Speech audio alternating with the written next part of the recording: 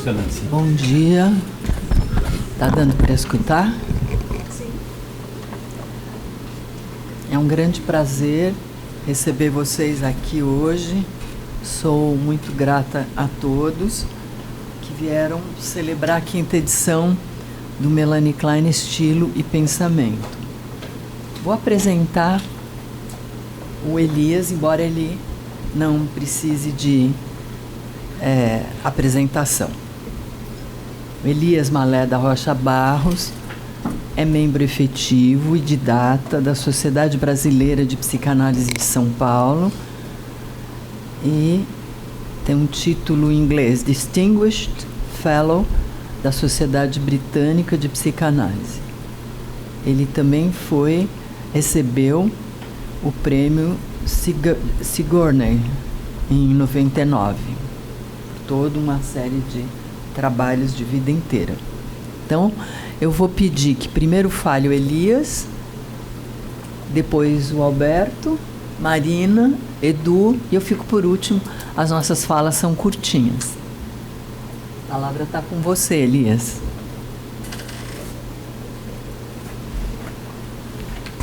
O microfone tá funcionando? Tá. Bem, eu quero começar agradecendo, não pela distinção de ter sido convidado, mas pela oportunidade de estar entre amigos, grandes amigos de muitos anos, né? E amigos não apenas de trocas afetivas, mas amigos de troca de ideias, o que é tão raro nos dias de hoje. E eu queria incluir, além das pessoas que estão na mesa, a Maria Cristina Magalhães, também grande amiga, grande contribuidora para o pensamento psicanalítico.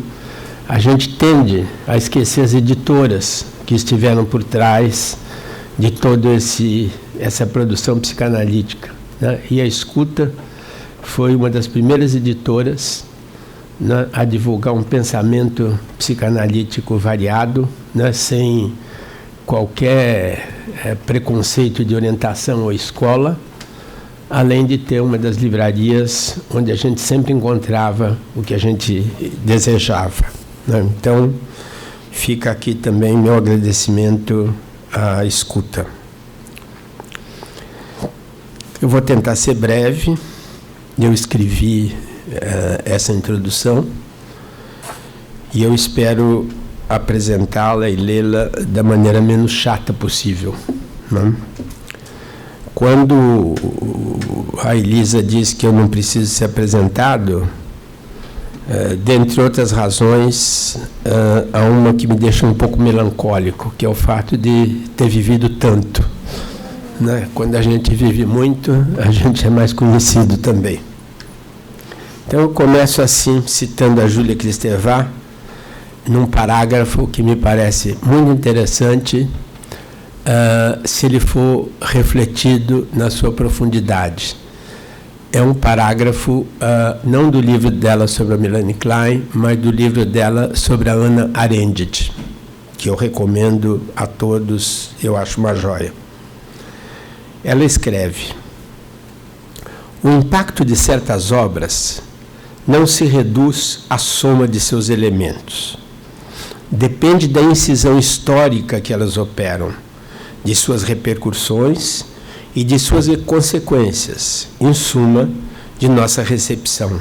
Alguém, ou o autor, se encontrou nessa intersecção e cristalizaram-se as possibilidades.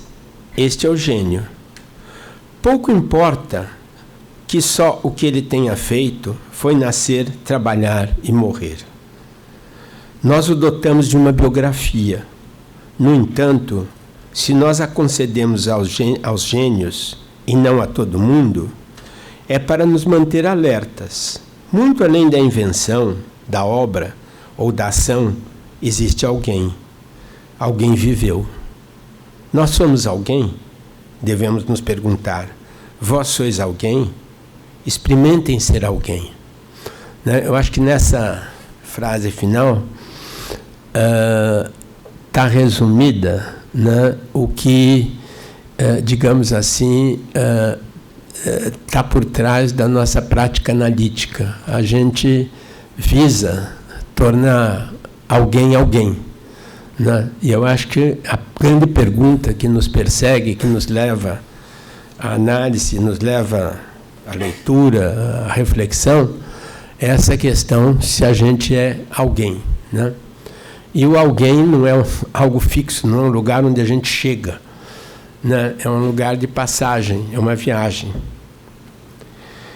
Melanie Klein era uma iluminista radical e acreditava no valor curativo da verdade e na possibilidade das transformações nas emoções e na capacidade de pensar e amar mais profundamente, libertando-nos da tentação pela superficialidade. Acreditava que a normalidade emocional passava pela capacidade de manter relações emocionais íntimas, sustentadas na libertação do modo de ser infantil. Não estou falando, evidentemente, no deixar de ser criança. É de libertar-se de ser infantil, de amar e de odiar infantilmente nas relações humanas. A vida para ela não deveria nunca ser rasa. A superficialidade para ela era uma patologia. Elisa Sintra e Luiz Cláudio Figueiredo sugerem que a psicanálise kleiniana, como qualquer outra, mas mais decisivamente do que muitos outros casos, nos exige fazer a diferença entre a criança e o infantil. As teorias de Melanie Klein procuram ser fiéis no conteúdo e na forma, nas teses e no estilo, a essa dimensão do infantil. E isso corresponde a uma dimensão atemporal. Isso é fundamental. Melhor dizendo, a algo sem tempo, zeitlos, operando em todos os processos psíquicos temporais, inclusive nos de desenvolvimento. A criança está no tempo, é uma categoria eminentemente temporal. A criança está no tempo e, por isso, um belo dia, a infância já ficou para trás. Uma de suas contribuições mais importantes é a ideia de que certas angústias básicas nunca poderiam aparecer espontaneamente por estarem fora do campo narrativo, ainda que existam aninhadas no psiquismo sob a forma de traços mentais e registros ainda não conhecidos. Penso que Klein não construiu a versão final de seu legado, à medida que seus escritos ainda produzem efeitos vivos nos leitores, e ao fazê-lo, também essas ideias se transformam em novas fontes de inspiração. Vide as obras que estamos comentando hoje, Luiz Cláudio Figueiredo, Elisa Ulloa Sintra e Marina Ribeiro. Acredito que Melanie Klein ganhou autonomia em relação à sua posição dentro do pensamento psicanalítico e da cultura, limitada historicamente, até um certo momento, por ser vista como chefe de escola, para finalmente integrar o mundo das ideias contemporâneas. A meu ver, Klein, hoje, se libertou da limitação que o adjetivo kleiniana lhe impunha. Klein foi a autora que apresentou o complemento mais importante à teoria freudiana da mente humana depois da fundação da nossa disciplina. A partir desse ângulo, devemos olhar para o pensamento de Melanie Klein como uma obra aberta, que se reinventa a cada contato com o pensamento contemporâneo, com os escritos de outros autores, e dessa forma também o fecunda, promovendo ampliações do seu escopo, ao mesmo tempo que ela mesma se amplia. Dessa maneira, Klein continuará a inspirar novas perspectivas e a semear novos conceitos, derivados da compreensão profunda de seus trabalhos. Curiosamente, uma postagem na web atribui a ela um dizer que consiste em: quem bebe da árvore do conhecimento é expulso de algum paraíso. E assim alude a uma das contribuições mais importantes de Klein, qual seja a de que adquirir conhecimento através do pensar altera profundamente a maneira do indivíduo estar no mundo. Klein introduz na psicanálise a noção de que conhecer é terapêutico, através da ampliação da capacidade de pensar e de uma ampliação das conexões entre as redes afetivas. A expulsão do paraíso do indivíduo que conhece refere-se à libertação de uma falsa segurança, baseada num estado de espírito que prima pela superficialidade e pelo descompromisso afetivo nas relações humanas, sustentado em idealizações e cisões. Deixar de ser superficial em relações interpessoais torna-se o fator de saúde mental na sua concepção de saúde mental. É ampliando nossa capacidade de comunicação conosco e, consequentemente, com os outros, através da criação de novos símbolos e representações, base da construção de pensamentos, que podemos lidar com o sofrimento psíquico. O desenvolvimento humano, na concepção de nossa autora, não é linear. Ele é dialético e mais próximo de um processo em espiral. Porque a saúde mental está sempre ameaçada em sua estabilidade. Essa deve ser permanentemente reconquistada. A saúde ou equilíbrio mental não é a consequência natural de um desenvolvimento linear bem-sucedido e, de certa maneira, pré-programado num ambiente acolhedor. Não estamos programados para sermos normais, sadios e bons. Qual seria a natureza seminal de seu legado? O que ela traz de absolutamente novo? Essa é uma pergunta aberta a cada leitor, a cada clínico, a cada novo autor. Recentemente, uma colega comentou que o número de citações de Melanie Klein nas bibliografias de trabalhos publicados em São Paulo havia caído dramaticamente nos últimos anos, manifestando dessa forma sua preocupação com a perda de interesse por essa autora. Minha resposta é dizer que hoje, muitos dos conceitos desenvolvidos por Melanie Klein já estão incorporados à psicanálise diretamente, ou se tornaram a semente de um avanço conceitual, sem que a referência à sua origem seja necessariamente mencionada.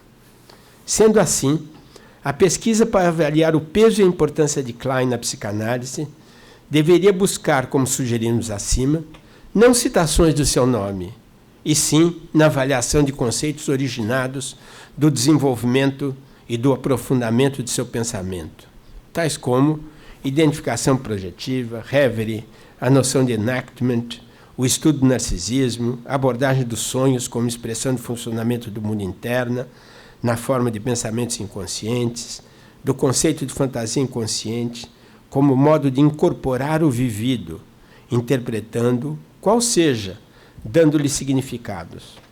Hoje, esse conjunto de conceitos e sua abordagem da clínica passará a constituir uma forma de conceber o ser humano e passaram a fazer parte de uma abordagem transmatricial, na expressão de Luiz Carlos Figueiredo e Nelson Coelho Júnior.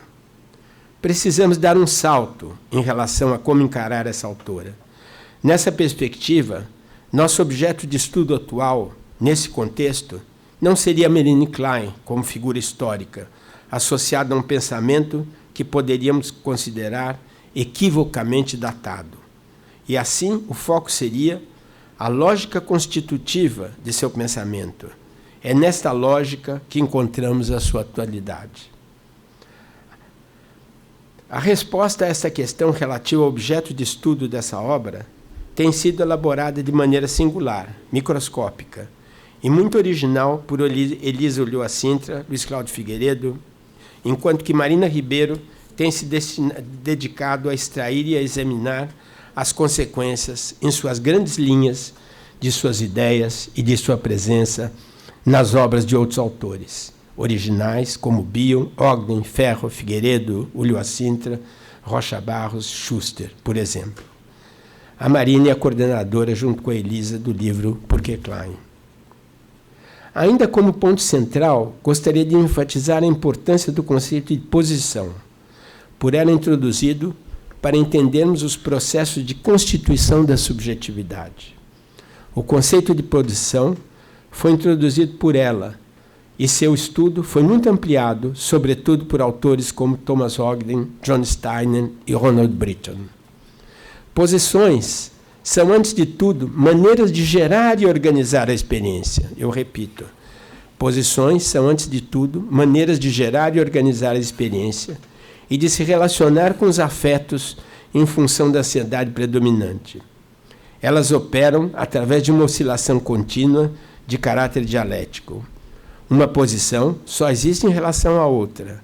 A primeira delas, a esquizoparanoide, tem como modus operandi básico uma dinâmica baseada na necessidade de livrar-se da ameaça do viver, representada pelo excesso de ansiedade, através de um corte violento em relação àquela. O ser humano se defende da ansiedade persecutória, cindindo-se, projetando, negando as emoções. Sobre a égide desse funcionamento, as experiências são descontextualizadas e, portanto, tornam-se ahistóricas. Existem fora do tempo, as diversas redes de afeto que nos constituem são desconectadas uma das outras. A capacidade de criar símbolos e representações fica empobrecida. Os aspectos expressivos da experiência perdem força. Por sua vez, a posição depressiva visa integrar afetos, às vezes contraditórios, através de um trabalho de elaboração que envolve produzir símbolos e representações capazes de conter as experiências emocionais através do pensamento. Ela situa as experiências num contexto histórico e amplia seus significados através da conexão de redes afetivas. Ronald Britton associa essa dialética existente entre as posições a um processo complexo de desenvolvimento, em espiral e assim progressivo, da capacidade de integração. Quero ainda mencionar a importância de mantermos uma atitude de curiosidade viva no exercício diário de nossa atividade profissional, enfatizando também que o estudo da dinâmica constitutiva da obra de Melanie Klein nos ajuda a compreender os mecanismos internos que regem os processos de expansão conceitual da própria psicanálise. Mas isso só será compreendido na importância de sua dimensão através da leitura de suas obras. Obrigado.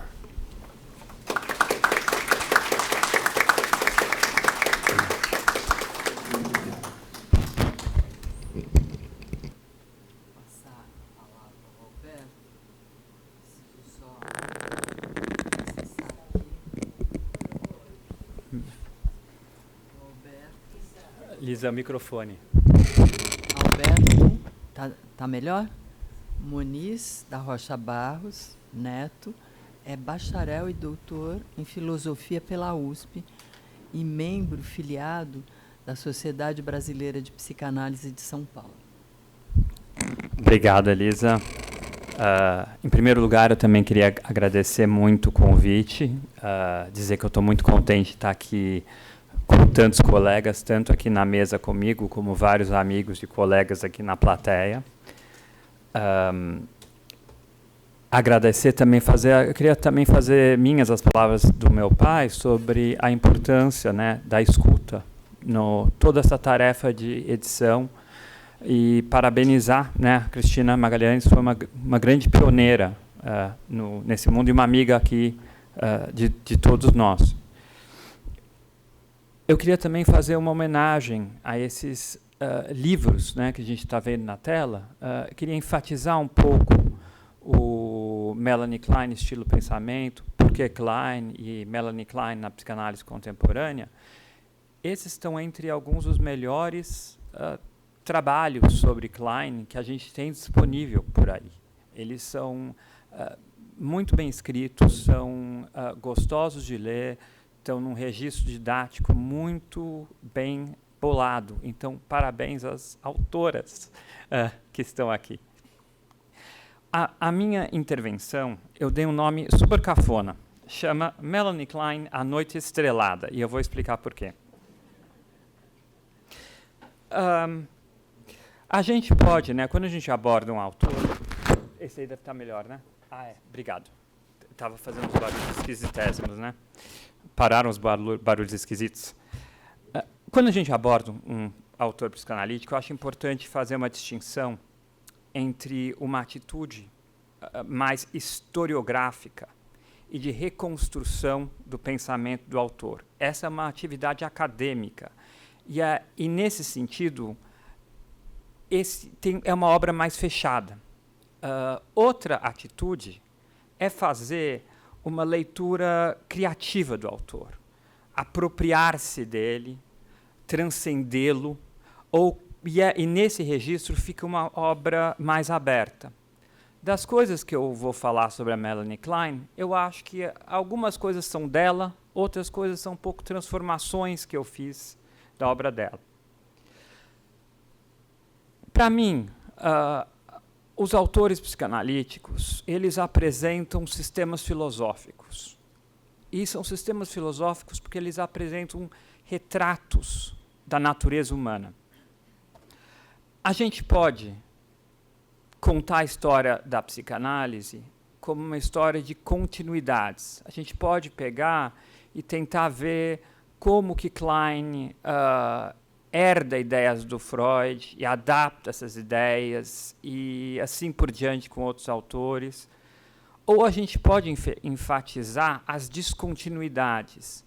Por vezes eu acho que as descontinuidades são mais interessantes ainda.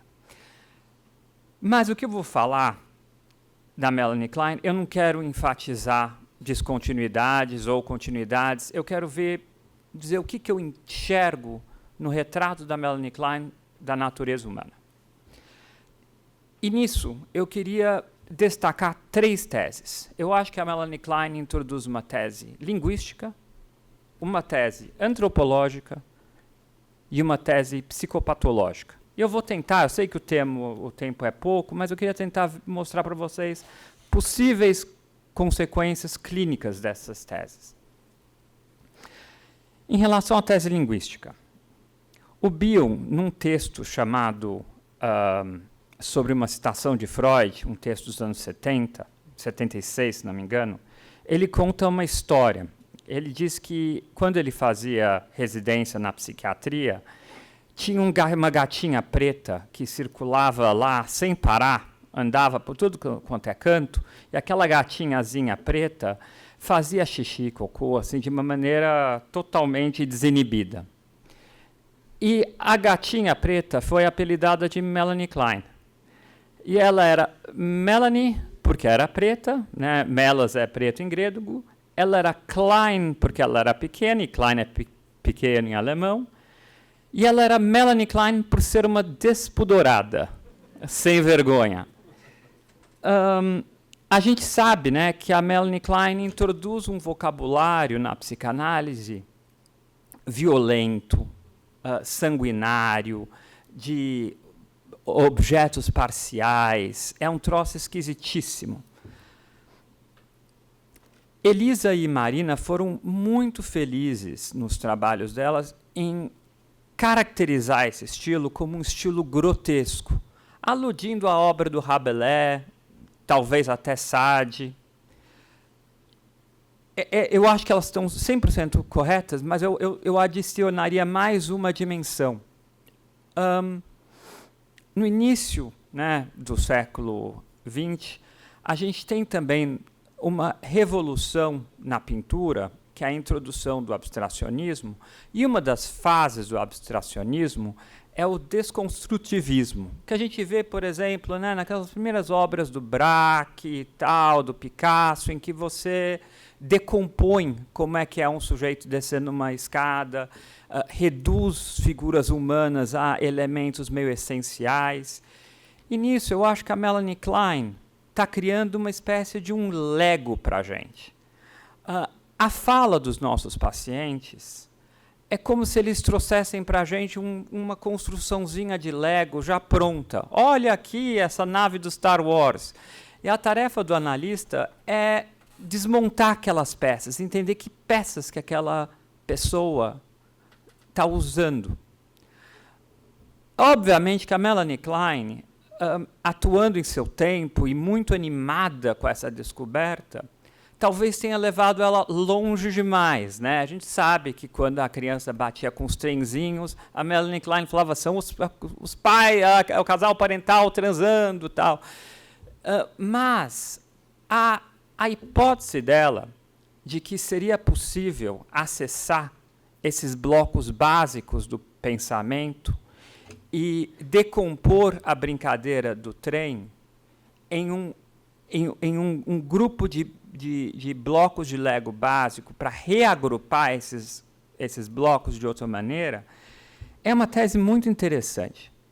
Pode ser radical, pode ser perigosa, pode não funcionar, pouco importa.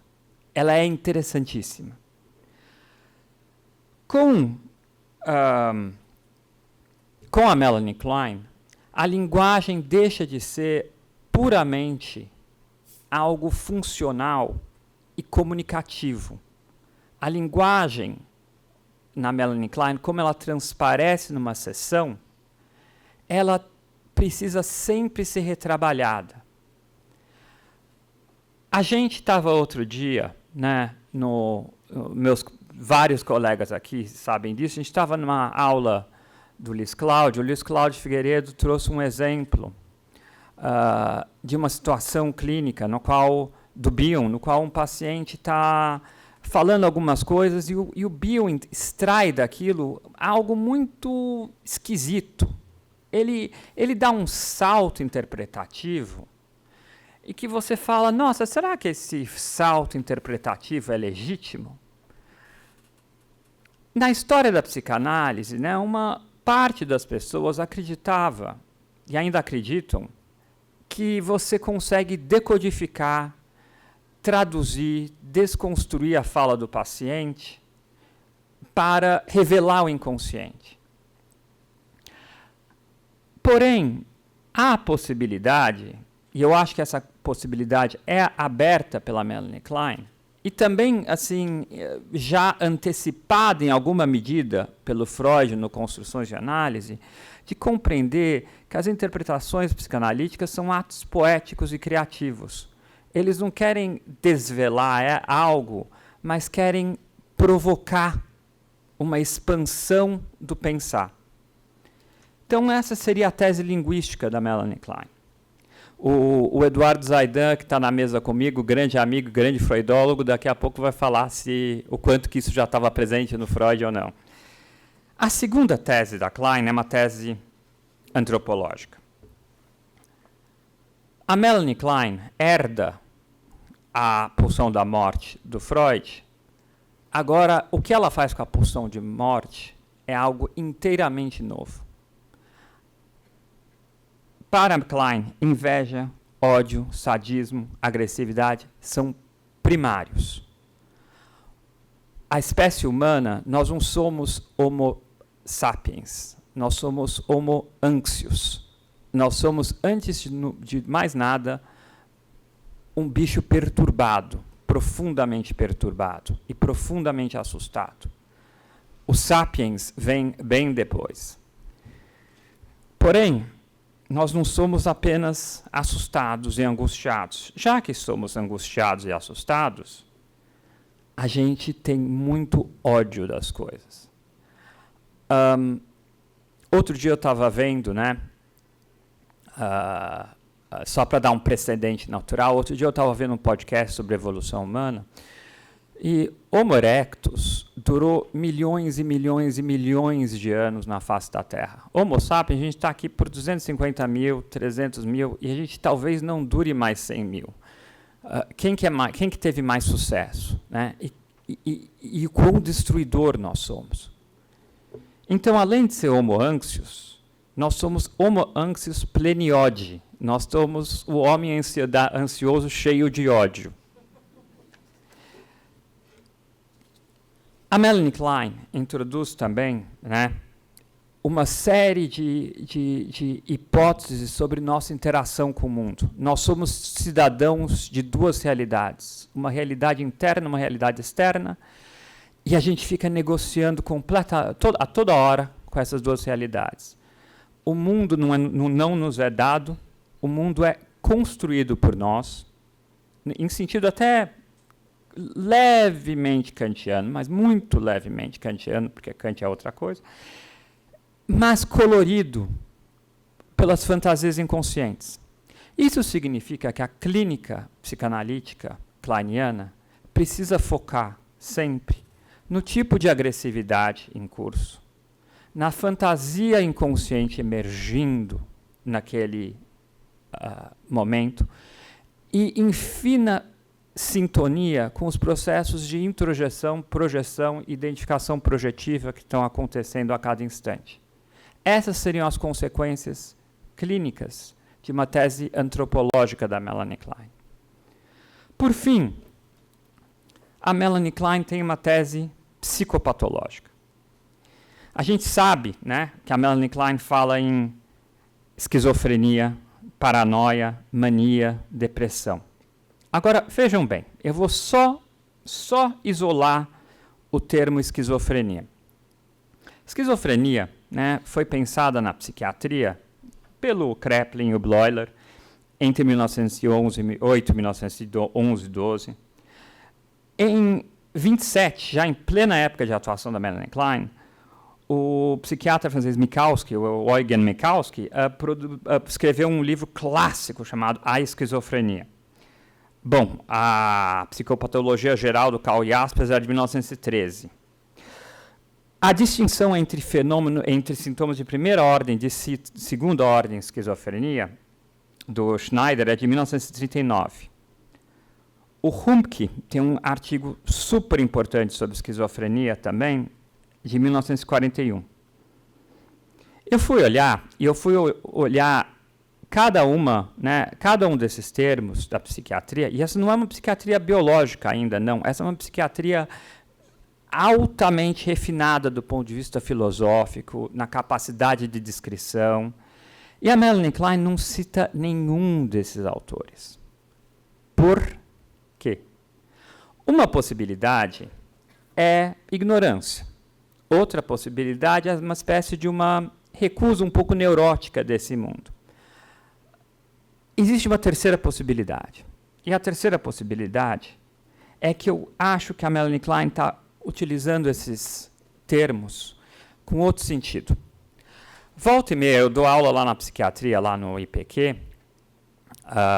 e volta e meia no meu grupo, eu dou uma aula de optativa de psicanálise, a gente está conversando e fica no quarto andar, o serviço de psicoterapia.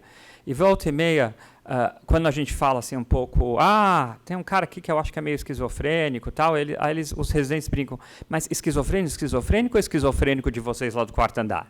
Porque a gente usa às vezes um outro termo para isso.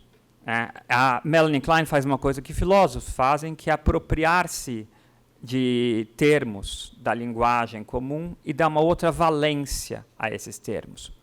Na introdução do Aprender com a Experiência, o Bion fala que ele vai utilizar termos matemáticos não em e por si mesmo, não aludindo à matemática, mas por conta da penumbra associativa que ele gera.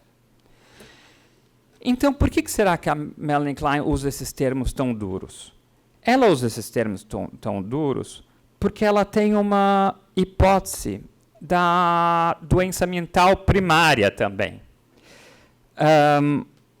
O Roger Monicurl, né, um filósofo tornado psicanalista inglês, que foi tanto seguidor da Melanie Klein quanto do Bion, tem um artigo de 69 chamado Sobre o Temor à Insanidade, em que ele fala algumas coisas que eu acho que a Melanie Klein diria.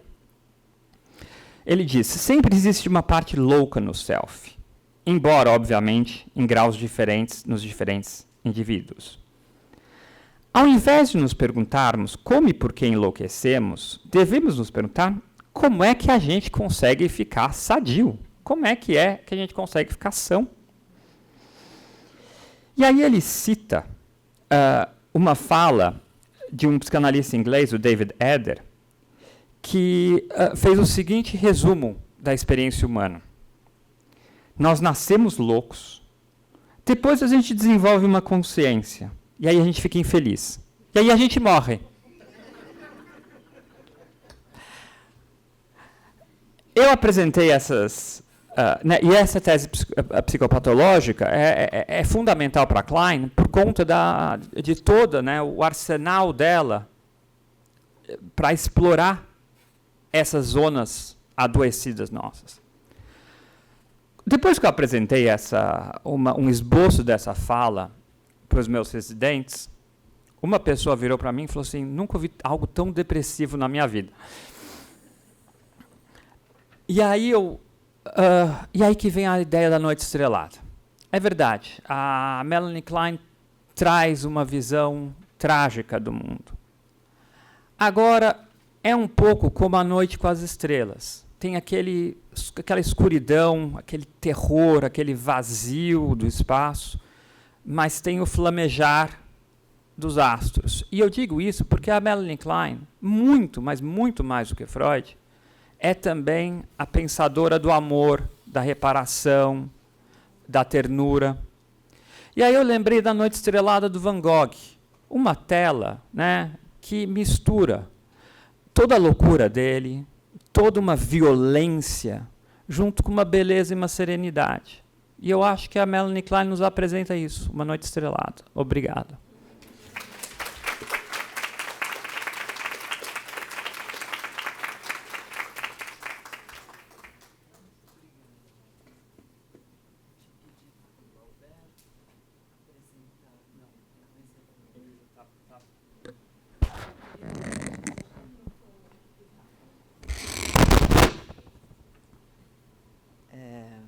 Queria agradecer muito a fala do Elias e do Alberto, muito inspiradoras.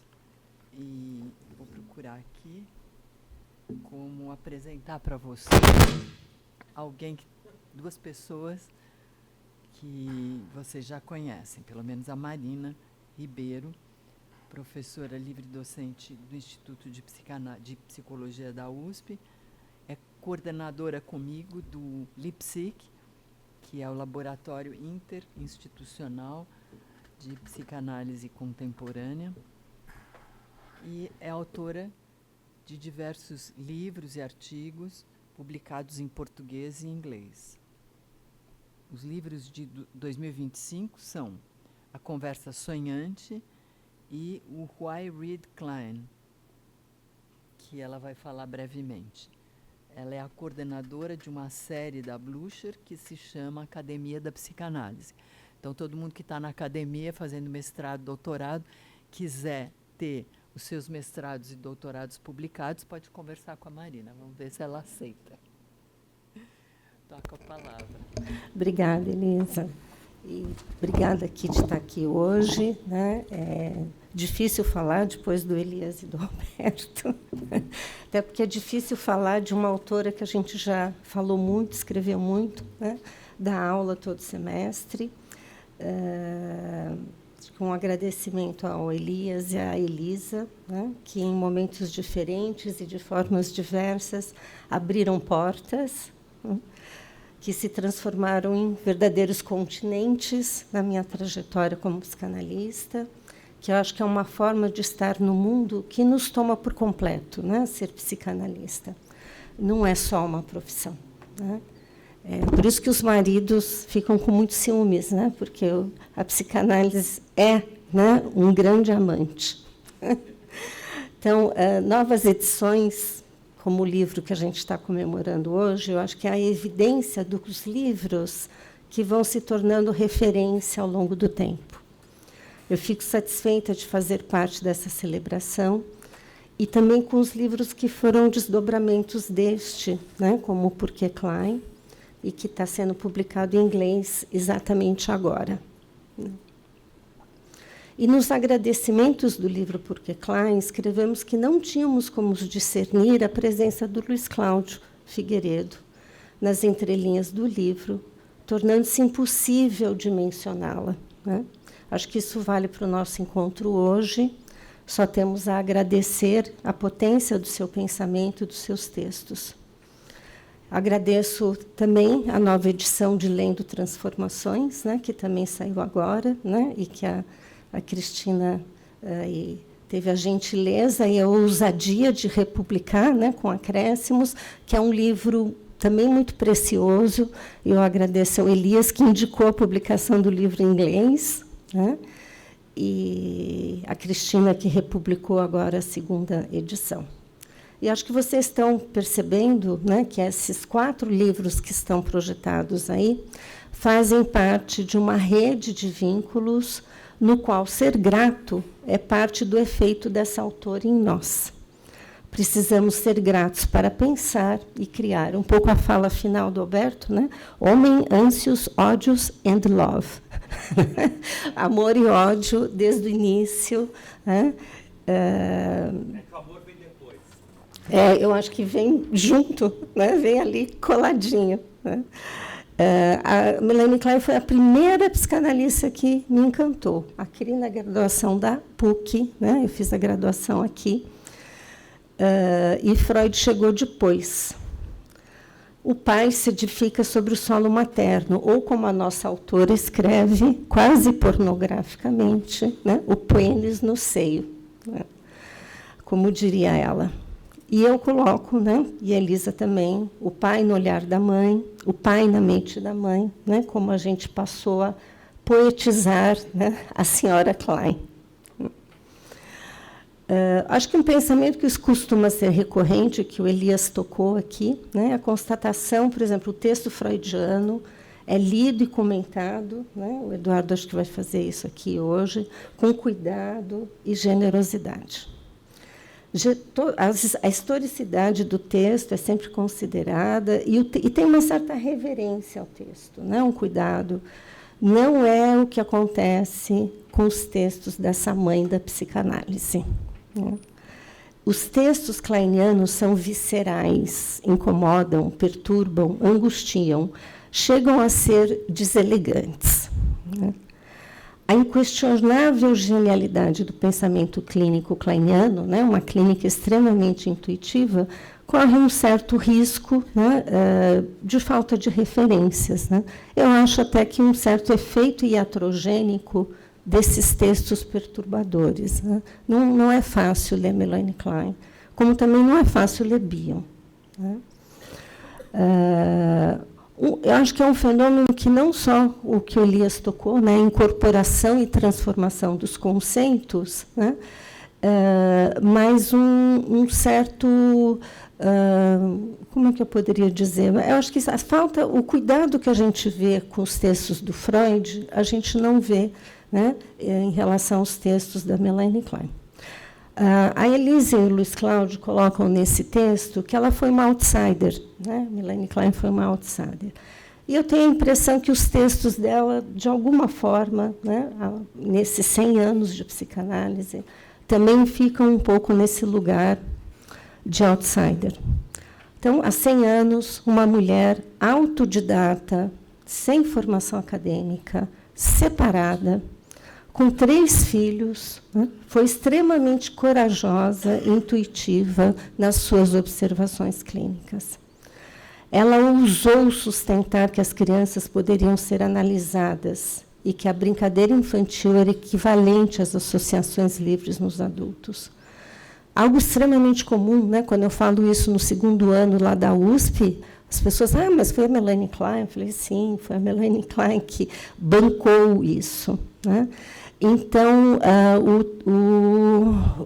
a frase que ilumina o nosso evento hoje está na autobiografia da Melanie Klein, que é curtinha, ela tem umas 35 páginas só, e também foi publicada em 2019, né, pela Blucher. E até a Elisa brincou comigo, né, da onipotência da frase, né? Está ali, eu vou ler, dentro dos limites da capacidade humana, ela coloca dentro dos limites. Né? Sinto que fiz algo que talvez no futuro possa se provar ter sido uma grande contribuição para a compreensão da mente humana. Né? A gente está aqui no futuro, né? Ela realmente fez uma grande contribuição, e talvez a gente tenha que ser um pouco, se inspirar na ousadia dela, né? E uma certa onipotência, né? Mesmo reconhecendo os limites da capacidade humana.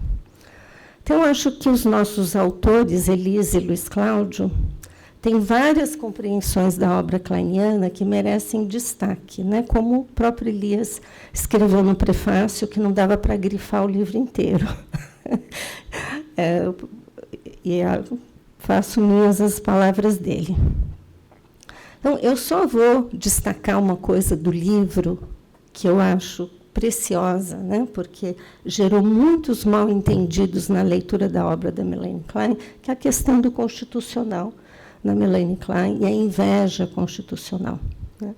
Então, a Elisa e o Luiz Cláudio colocam que os aspectos constitucionais são, para Klein, por exemplo, uma propensão maior para a oralidade, que pode estar fundamentada em aspectos do metabolismo e do equilíbrio hormonal do recém-nascido.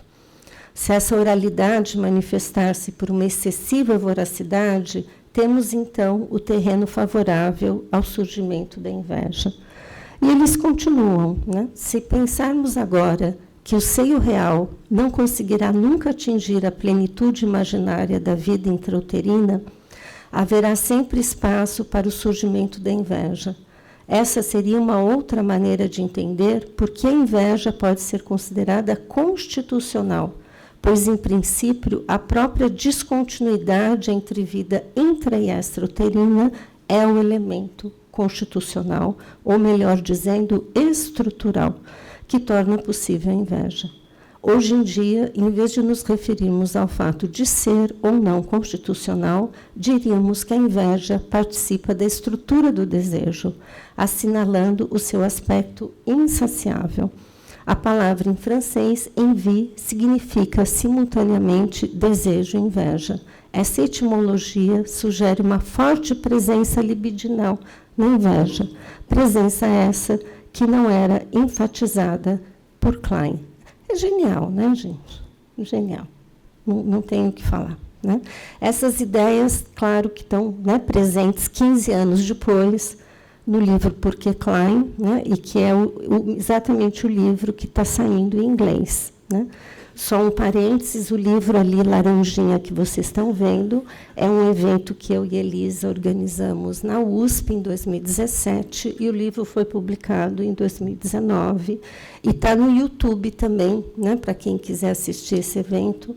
Isso que é o bom do YouTube, né, as coisas ficam lá para sempre, né, acho eu, né, não sei, né, até o mundo acabar. Enfim. Vou falar só brevemente de dois autores, claro que eu vou falar do Ogden, né? Acho que dá tempo de falar do Hinswood também, né? Que acho que é um autor muito importante, também fez essa trajetória Klein-Bion, né? Que eu também fiz. Né? Ele vai destacar a ousadia da Melanie Klein ao sustentar uma mudança de foco no trabalho de análise da questão energética freudiana para os afetos e suas angústias. Em segundo, sua problematização quanto à precisão da interpretação. Isso é muito legal, gente. A Melanie Klein, em vários momentos, o que acontece com o paciente depois da interpretação? Né? Ela era muito atenta e como que isso, né, vai aparecer também, né, na obra do Bion, como a questão da linguagem, né, como é que você comunica, né, o que você está não só percebendo do paciente, mas o que você está intuindo do paciente. Né? E se o Hinswood fala, se o analista for bem-sucedido em sua capacidade de colocar em palavras angústia, de construir uma narrativa, é observável a mudança que se segue à interpretação. A criança passa a brincar livremente e o adulto a pensar. Como sinônimo de fantasias inconscientes, encontramos no texto de Hinswood a expressão drama narrativo, referindo-se talvez ao vasto campo de pesquisa sobre a narratividade na sessão, a capacidade narrativa exitosa da dupla analítica, a linguagem de êxito, né, a linguagem de alcance psicanalítico do Bion, né, ou seja, as transformações do pensamento da Melanie Klein, mas que permanece a conexão ética, né, com os textos originais, e que é o que faz o Ogden. Né? Eu tenho que destacar as contribuições do Ogden, né, para essa leitura contemporânea da Melanie Klein, que estão no livro, tanto Porque Klein, quanto no livro Porque Ogden. Né? A compreensão que ele faz da fantasia inconsciente como uma estrutura psicológica profunda, análoga ao conceito de Kominsky de estrutura linguística profunda, né? Mas também genial, né? Ogden compreende o processo de identificação projetiva como uma forma de terceiridade intersubjetiva, né? Eu escrevi justamente um artigo da identificação projetiva ao terceiro analítico, né? Que é outro conceito do Ogden. E ele vai compreender as posições kleinianas, eu acho que o Elias falou um pouco disso, né? Como organizações psicológicas que determinam formas de atribuir significado à experiência, e como polos de uma dialética, né? Ou seja, elas estão sempre presentes, né? Essas duas posições. A esquizoparanoide como um estado de ser ahistórico e a depressiva um self historicamente enraizado. E ele também postula uma terceira posição anterior à esquizoparanoide, a posição autista contígua, né? Além disso, ele faz uma leitura criativa e transitiva, né, que é o método que o Ogden usa, dos textos da Susan Isaacs, que é uma preciosidade, né, onde ele vai escrever que o conceito de fantasia inconsciente antecede aspectos da teoria do pensar do Bion, ressaltando a função transicional desse clássico artigo de Isaacs entre duas eras da psicanálise, a Freud-Klein e o Winnicott-Bion, né? O texto de referência sobre fantasia inconsciente é o texto da Susan Isaacs, né? Não é, ela que sistematizou o conceito, né? E também tem um capítulo da Elisa com o Janderson, né? Ogden, leitor de Klein, né? Para uma leitura criativa e, né, que a transcende.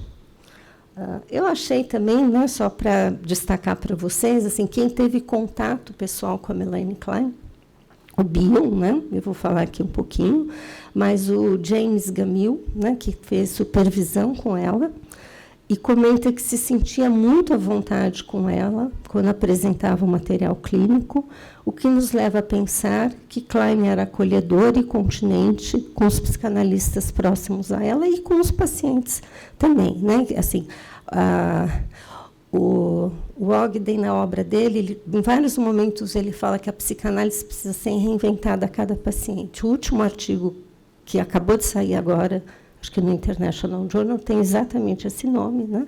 Que a psicanálise precisa ser reinventada a cada paciente, e a gente pode dizer que a psicanálise precisa ser reinventada a cada psicanalista, né? Então, assim, a psicanálise que a Melanie Klein fazia, claro, era ela, né? As interpretações que ela fazia provavelmente funcionavam muito bem, né? Porque era ela, né? E esse supervisionando dela relata que Klein fazia contribuições precisas e consistentes, né? E aí ele traz um comentário da Melanie Klein ao trabalho do Bion, né, que é pouco conhecido. Ele faz o seguinte comentário: o que é que ela, uma determinada analista, estava querendo dizer, então, quando afirmou que compreendia perfeitamente o que o Dr. Bion queria comunicar na conferência dele, né? Ninguém entendia o que o Bion queria falar nas conferências, né? As pessoas saíam, né? Falavam que ele era louco. Com o Winnicott também fizeram isso, né?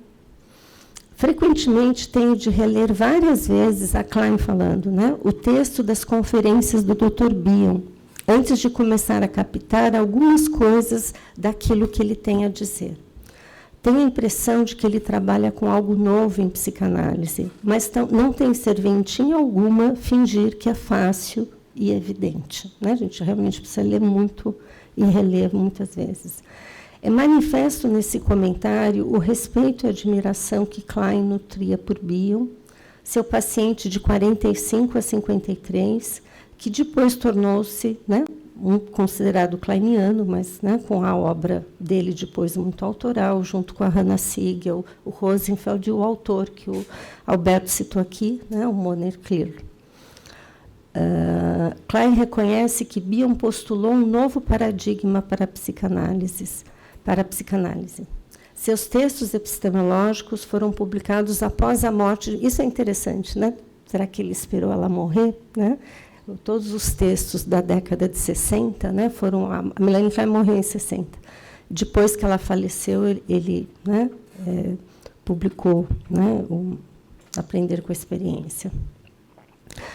No entanto, até o final, o último livro, né, que é considerado ainda uma fase, não é bem uma fase epistemológica, atenção à interpretação, ele, né, se considerava um kleiniano. Nos seminários clínicos também que ele deu ao redor do mundo, ele se apresentava como um kleiniano, né, e acredito que um gesto de gratidão e reconhecimento à analista que transformou sua vida.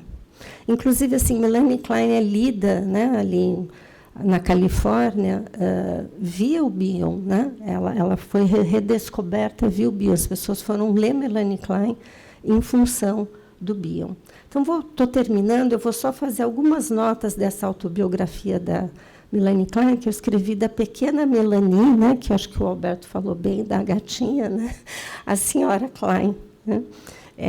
As autobiografias são... Né, o Elias também gosta, né, das autobiografias. Eu gosto muito das autobiografias.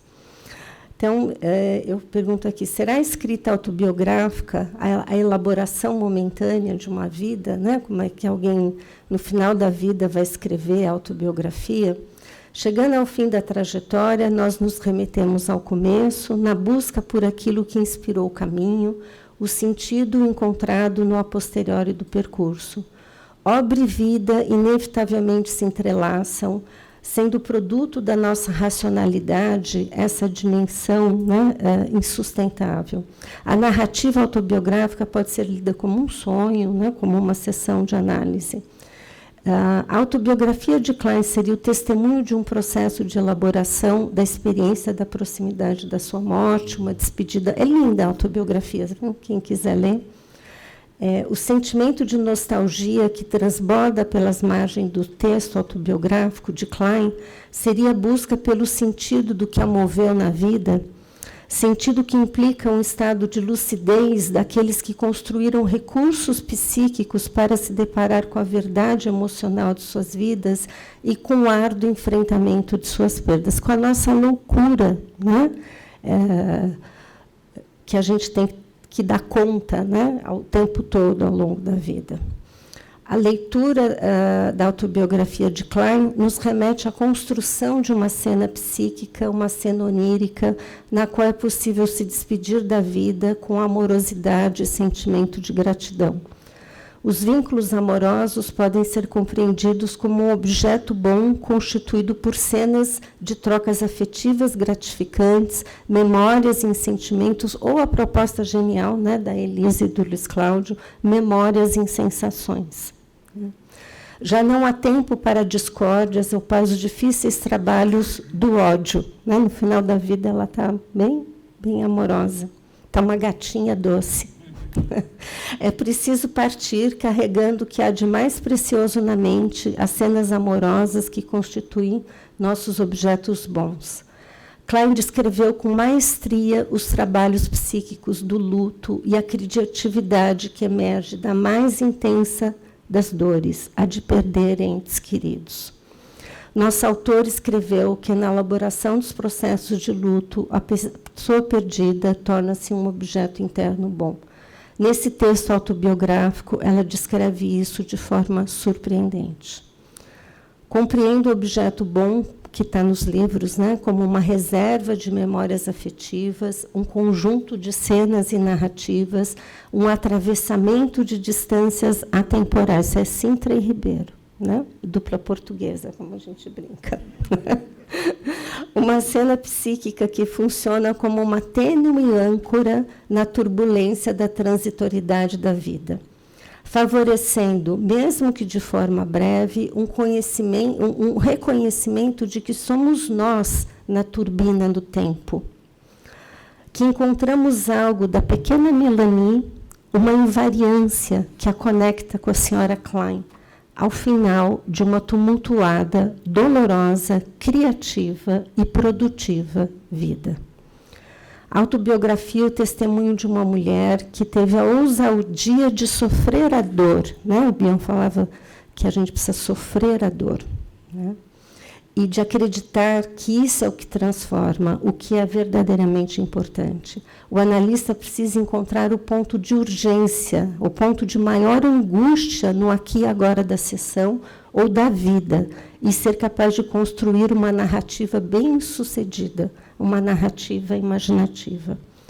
As autoras aqui, Sintra e Ribeiro, né, escrevem que, com o passar do tempo, a própria Klein se tornou para nós um objeto interno de amor e conhecimento, incentivando-nos a trabalhar a onipotência, a arrogância, o narcisismo, a impossibilidade de fazer lutos, de deixar passar o passado, enfim, o núcleo de loucura, né, que existe, vai sempre existir em todos nós, né?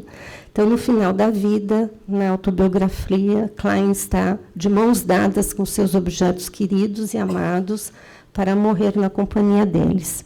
Está nostálgica, generosa, entristecida, mas tranquila com suas realizações e com a continuidade do seu legado que chega até nós, né? Somos gratos, Senhora Klein.